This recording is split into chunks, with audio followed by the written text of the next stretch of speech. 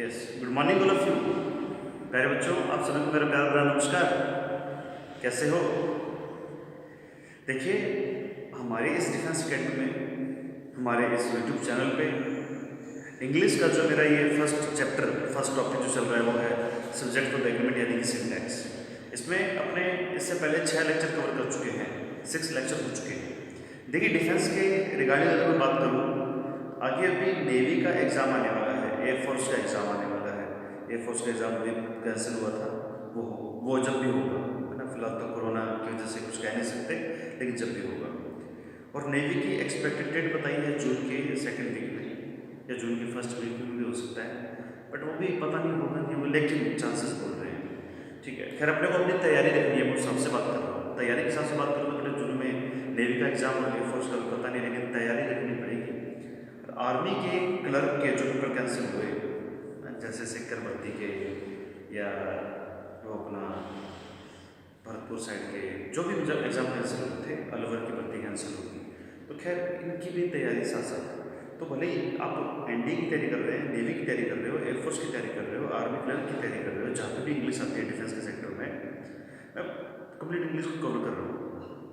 तो ये जो कंप्लीट इंग्लिश अपने कवर कर रहे हैं, इसमें लेक्चर नंबर जो आज 7 अपने को देखना है, लेक्चर नंबर 7। इससे पहले मैं 6 लेक्चर कवर कर चुका हूँ। और जो बच्चे हमारे इस यूट्यूब चैनल पे, हमारे इस क्लास पे फर्स्ट टाइम आज वीडियो देख रहे हैं बच्चों, तो आपसे छोटा सा निवेदन है बेटा, छोटी सी रिक्वेस्ट है, आई रिक्वेस्ट यू कि आप वो पुराने जो 6 लेक्चर हैं उनको भी जाके चेक करें, वो भी 6 लेक्चर जाके देखें, ताकि आपको ये चीज़ समझ में आ जाए। क्योंकि अभी चैप्टर आधे से ज़्यादा हो चुका है, ये चैप्टर आधे से ज़्यादा हो चुका है, 2-3 कंसेप्ट और बचे हैं। तो इसलिए कह रहा हूँ कि सिंटैक्स के यानी सब्जेक्ट के जो 6 लेक्चर हो चुके हैं उनको चेक करें। और आज जो अपना लेक्चर नंबर 7 है इसको अपने सॉल्व करते हैं। देखिए, लेक्चर नंबर जो अपना आज 7 है, इसमें अगला कंसेप्ट है, यानी कि नया कंसेप्ट है पढ़ना अपने पास। कंसेप्ट बिल्कुल नया है, लेकिन बातें बेसिक हैं। तो जो आज का कंसेप्ट नंबर है, यहाँ पे अपने 5 यूज़ करेंगे, है ना। कल तक मैंने 6 नंबर लेक्चर में कंसेप्ट नंबर 4 पढ़ा, आज लेक्चर नंबर 7 में कंसेप्ट नंबर 5 पढ़ेंगे। तो कंसेप्ट नंबर 5 के अंदर क्या बात करनी है वो देखते हैं बेटा। देखिए, लास्ट लेक्चर के अंदर मैंने कुछ वर्ड की लिस्ट बनाई थी, कंसेप्ट नंबर 6 में अपन कुछ वर्ड की लिस्ट बनाई। तो आज अपने को भी वही काम करना है दोबारा, कि इस कंसेप्ट नंबर 5 के अंदर यानी कि लेक्चर नंबर 7 के अंदर कुछ वर्ड की लिस्ट बनानी है, कुछ वर्ड की यहाँ पे भी लिस्ट बनेगी। तो जो वर्ड की लिस्ट बनने वाली है वो क्या है वो देखना है। यहाँ पे मैंने वर्ड की लिस्ट लिखी है, कुछ मैंने जो लिखी है: police, people, children, vermin, peasantry, gentry, nobility, poultry, artillery, cavalry, infantry, Himalayas, crew, electorate, scissors, pliers, tongs, binoculars, spectacles, shoes, socks, pyjamas, pants और ट्राउजर्स। कुछ वर्ड की लिस्ट बताइए। तो इन वर्ड की लिस्ट के साथ में कुछ बातें चेक करनी है। और मैंने ऊपर एक सेंटेंस भी लिखा है कि a police has caught its long awaited murder. Murder नहीं है वो, मर्डर है, murder with its insistent rummage operation. तो सेंटेंस क्या है कि a police has caught its long awaited murder with its insistent rummage operation. तो इस सेंटेंस के अंदर अपने को कुल मिलाकर जो एरर है वो चेक करनी है। इस सेंटेंस के अंदर बेटा एक एरर नहीं है, इस सेंटेंस के अंदर एक आधी एरर नहीं है, इस सेंटेंस के अंदर कम से कम 5-6 एरर मिल जाएंगे आपको। देखिए, नाउन की गलती है, वर्ब की है, प्रोनाउन की है। टॉपिक अपना ये चल रहा है कि सब्जेक्ट वर्ब एग्रीमेंट, यानी कि सब्जेक्ट और वर्ब के बीच में एग्रीमेंट करवाना है, सब्जेक्ट और वर्ब के बीच में एग्रीमेंट करवाना है। बच्चों, आप जानते हैं, हमने पहले भी देख चुके हैं ये चीज़ कि सब्जेक्ट के अंदर या तो नाउन आ सकता है या प्रोनाउन आ सकता है। सब्जेक्ट के अंदर या तो नाउन आता है या प्रोनाउन आता है, तो नाउन या प्रोनाउन की एरर मिलेगी यहाँ पे अपने को। फिर सब्जेक्ट की बड़ी वर्ब चेंज होनी है, अब वर्ब सिंगुलर प्लूरल है वो यहाँ पे चेक करनी है, तो वो चीज़ चेक करेंगे। तो नाउन, वर्ब, प्रोनाउन के तो एरर फिक्स है, यहाँ पे दूंगा ही दूंगा मैं।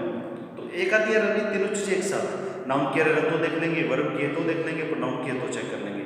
तो जो भी आपसे मिलती जुलती एरर है वो अपनी सारी चेक कर लेंगे। तो यहाँ पे पहले वर्ड के बारे में एक छोटी सी बात समझते हैं। बच्चों, मैंने पहला पॉइंट लिखा कि इनकी स्पेलिंग चेंज नहीं कर सकते। स्पेलिंग चेंज से मेरा मतलब क्या है? ना तो इनमें एस या ई जोड़ना है और ना ही एस या ई हटाना है। तो ना तो इनमें एस या ई जोड़ सकते हैं, ना ही एस या ई हटा सकते हैं। कारण है ये सारे के सारे नाउन है, और अपने जानते हैं कि नाउन के अंदर एस या ई एस जोड़ेंगे तो नाउन प्लूरल बनेगी। नाउन के अंदर एस या ई एस ऐड करोगे तो नाउन क्या हो जाएगी, प्लूरल हो जाएगी। अब नाउन के अंदर एस या जोड़ो तो प्लूरल बन जाती है।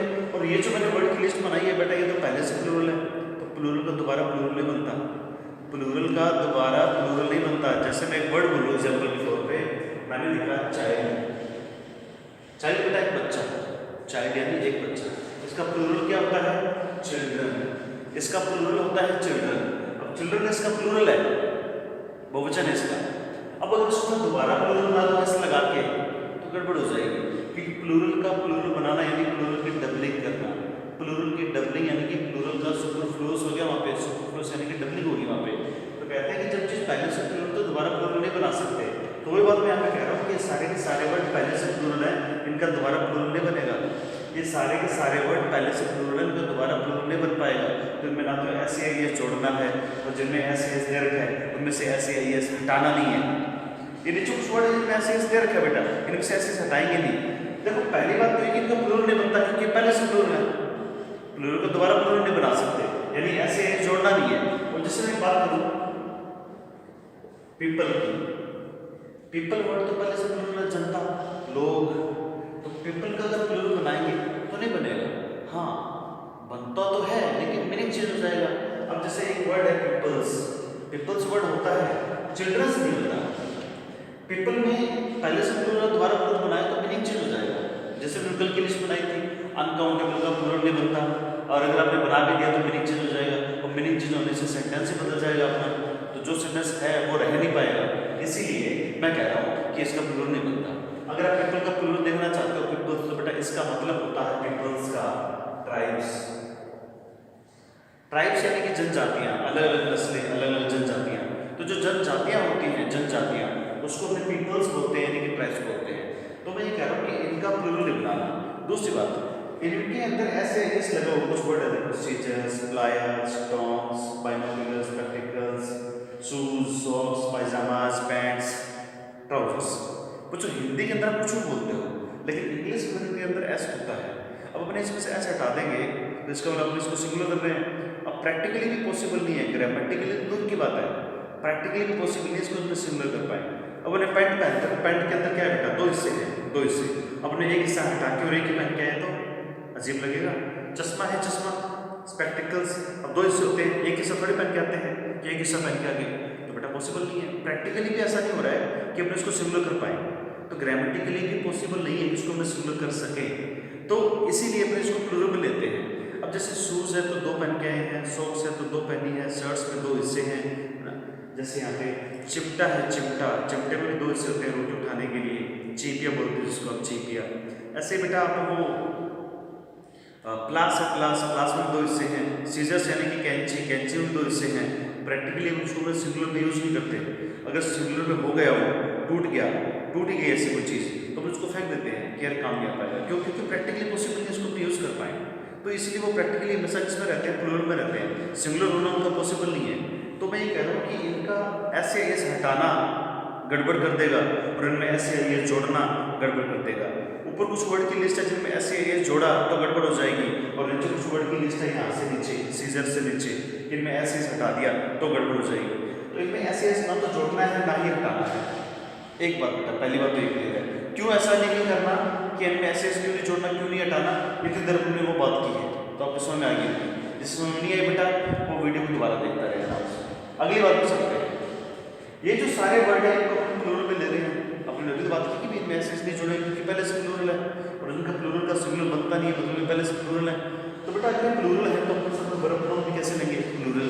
अभी बेसिक बातें हम कलेक्ट कर चुके हैं कि सब्जेक्ट सिंगुलर तो वर्ब सिंगुलर, सब्जेक्ट प्लूरल तो वर्ब प्लूरल। अब ये सब्जेक्ट के अंदर आ रही है सारे नाउन, ये सारे प्लूरल है, इसका मतलब ये हो कि वर्ब प्रोनाउन प्लूरल लेंगे, तो इस नाउन की जगह पे जो प्रोनाउन आएगी वो भी प्लूरल ही आएगी क्योंकि ये प्लूरल है। अगर ये प्लूरल है तो इसकी जगह जो प्रोनाउन आएगी वो बेटा प्लूरल ही तो आएगी, तो इसके साथ वर्ब प्लूरल आ जाती है।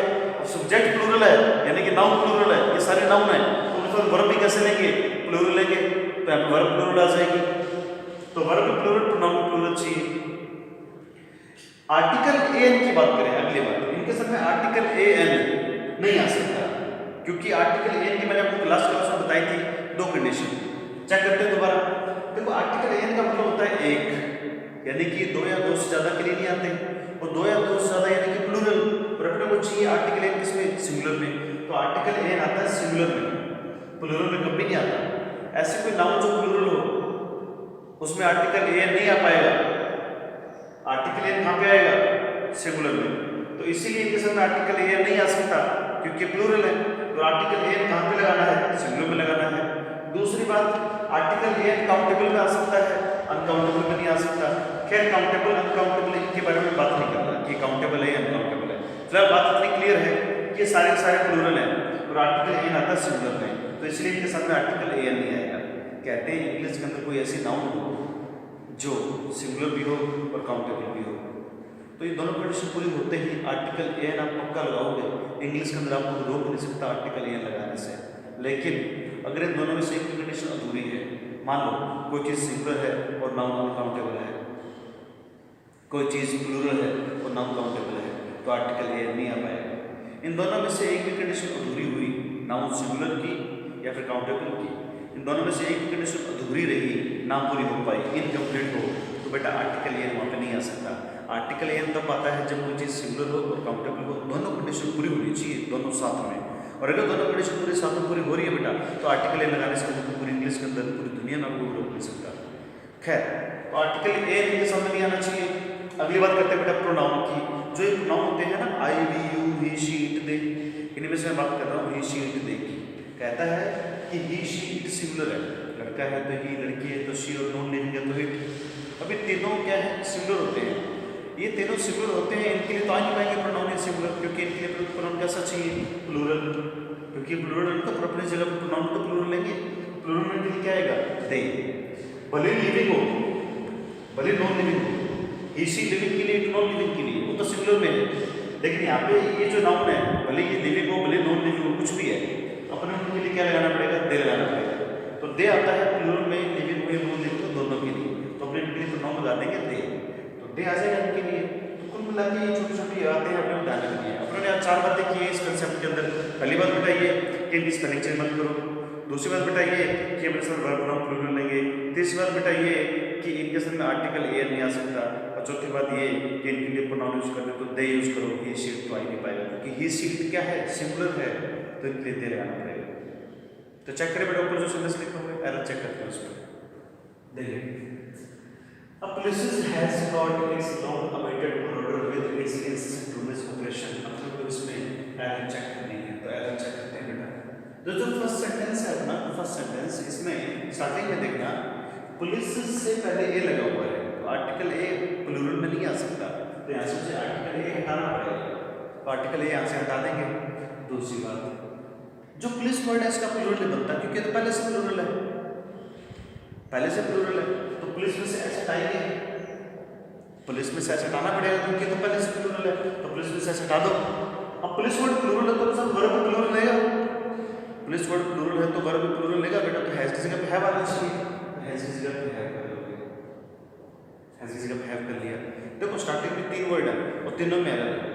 आर्टिकल ए पुलिस में एस लगा हुआ है और प्लूरल है तो वर्ब प्लूरल लेगा, हैज की जगह हैव आएगा, तो 3 वर्ड साथ में और तीनों में एरर है, तो 3 एरर मिल गई अपने को। बेटा जो भी सेंटेंस में एरर हो पाएगी मैं सारी एरर करने की कोशिश करूँगा, ताकि आप ज़्यादा से ज़्यादा सीख पाएँ, स्मार्ट वर्क कर पाएँ, हार्ड वर्क करने की जरूरत ना पड़े कि एक चीज़ यहाँ पढ़ रहे हो, दूसरी चीज़ वहाँ पढ़ रहे हो, तीसरी चीज़ वहाँ पढ़ रहे हो, तो ऐसे टाइम वेस्ट होगा आपका।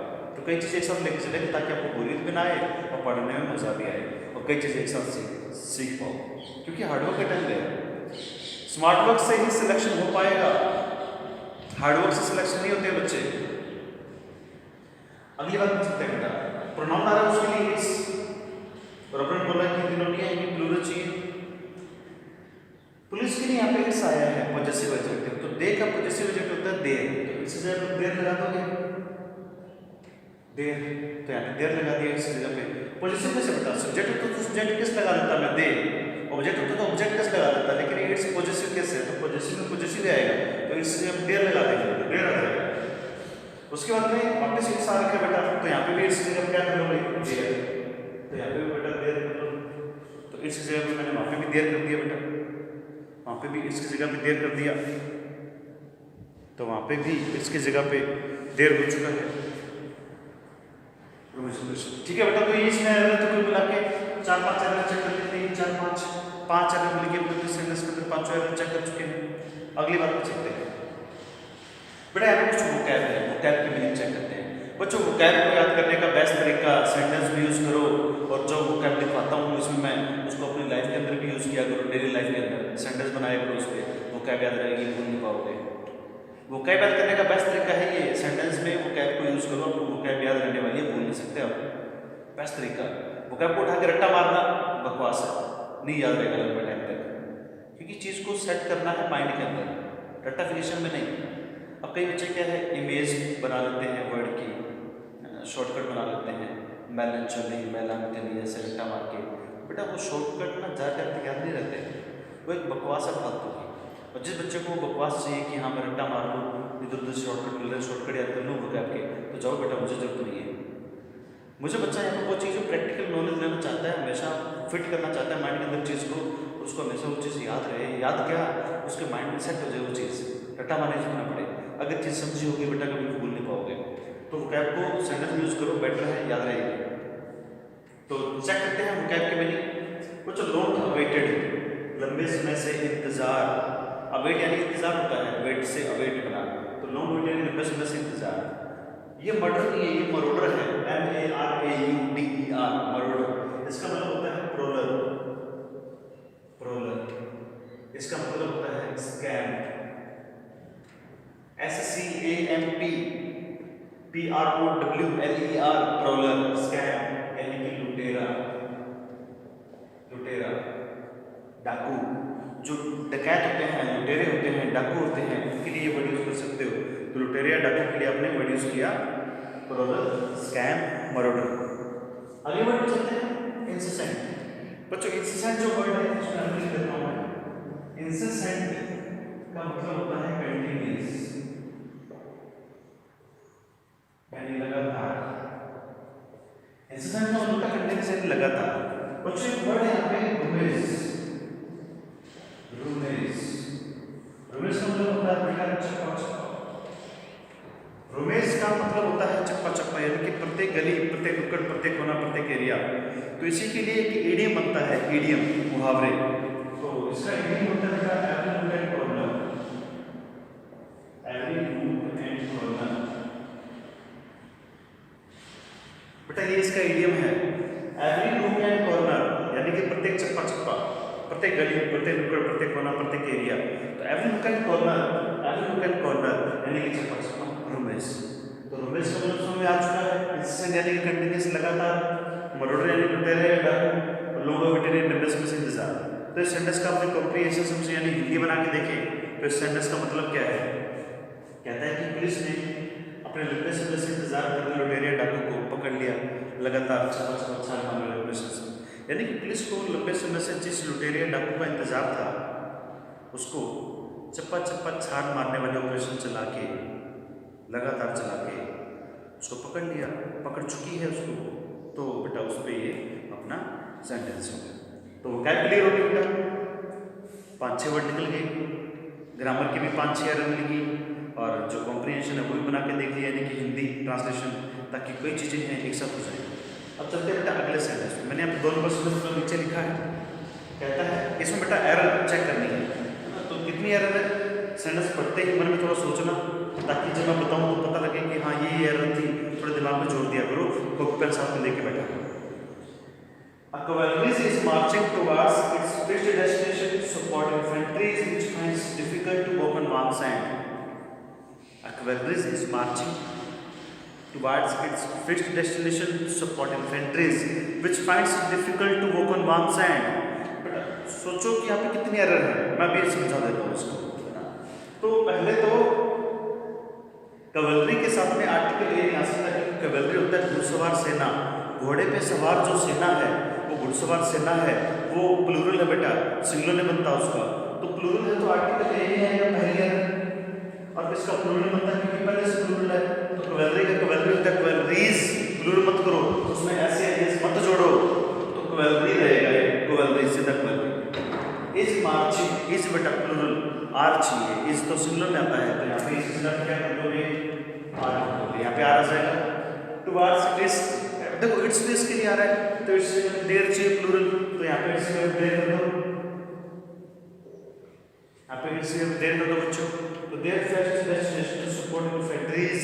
अब इन्फेंट्रीज फिर प्लूरल बन रखे हैं, पैदल सेना होती है इन्फेंट्रीज, यानी कि पैदल सेना, जो कि पहले से प्लूरल है, इसका दोबारा प्लूरल नहीं बनाते। तो इन्फेंट्रीज में से बेटा आई एस हटा के क्या कर दोगे, वाई कर दोगे। इन्फेंट्रीज में से यहाँ पे वाई कर दोगे। विच फाइंड्स, बेटा विच कंजक्शन अपने कंसेप्ट नंबर सॉरी ये लेक्चर नंबर 2 या 3 में पढ़े थे, लेक्चर नंबर 2 या 3 में पढ़ चुके हैं कि कंजक्शन हु विच दैट से ठीक पहले वाले एंटीसीडेंट, ठीक पहले वाले वर्ड के अकॉर्डिंग आगे वर्ब प्रोनाउन आती है, तो उस एंटीसीडेंट के अकॉर्डिंग जो वर्ब प्रोनाउन आएगी वो सिंगुलर प्लूरल चेंज करेगी किसके अकॉर्डिंग, एंटीसीडेंट के अकॉर्डिंग। अपना इन्फेंट्री यहाँ पे जो वर्ड प्लूरल है बेटा, तो उसके अकॉर्डिंग आगे जो वर्ब आनी चाहिए प्लूरल आनी चाहिए। तो जो फाइंड है, फाइंड ढूंढना, इसमें ऐसा हटाना पड़ेगा। और अपने ये भी चीज़ जानते हैं बेटा कि वर्ब के अंदर ऐसे एरिया जुड़ता है तो वर्ब सिंगुलर बनती है, तो वर्ब के अंदर ऐसे एरिया हटा दो ताकि प्लूरल हो जाए। तो यहाँ से फाइंड में से हटा दो, इट का इट रहेगा।